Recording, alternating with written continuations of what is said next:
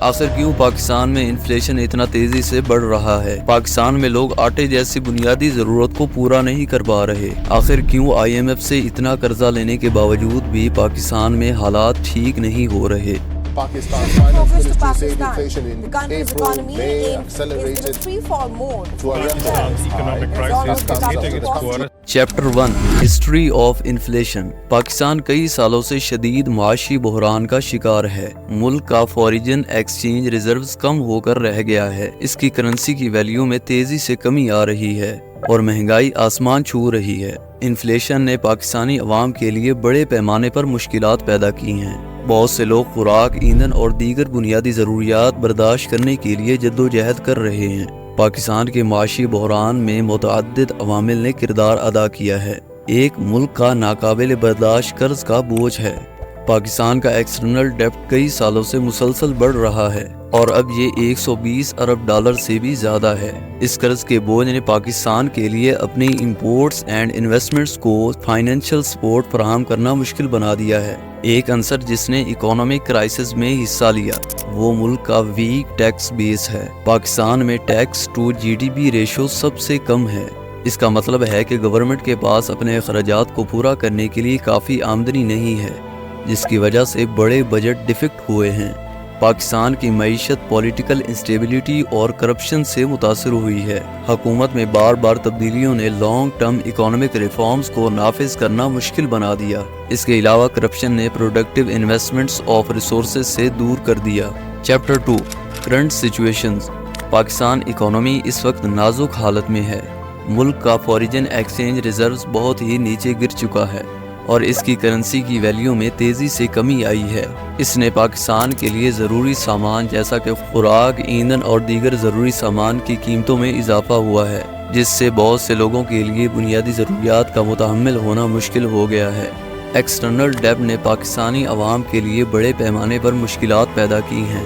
لاکھوں لوگ غربت کی لکیر سے نیچے چلے گئے ہیں اور بہت سے لوگ اپنے خاندانوں کو کھانا کھلانے کے لیے جدوجہد کر رہے ہیں۔ بحران کا کاروبار پر منفی اثر پڑا ہے، جس میں بہت سے بند ہونے پر مجبور ہیں۔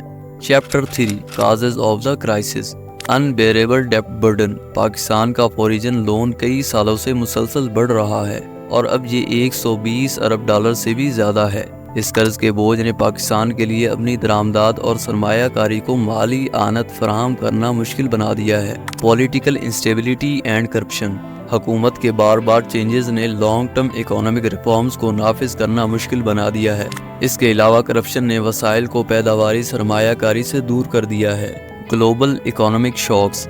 پاکستان کی معیشت عالمی معاشی جھٹکوں سے متاثر ہوئی ہے، جیسا کہ کووڈ-19، وبائی امراض اور یوکرین میں جنگ۔ ان جھٹکوں نے گلوبل سپلائی چین کو درم برم کر دیا ہے۔ Chapter 4 impact of the crisis. Economy crisis کا ملک کی عوام اور معیشت پر تباہ کن اثر پڑا ہے۔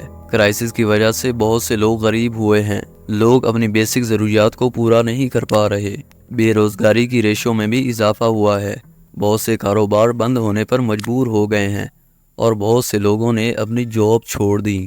Chapter 5 outlook for the future.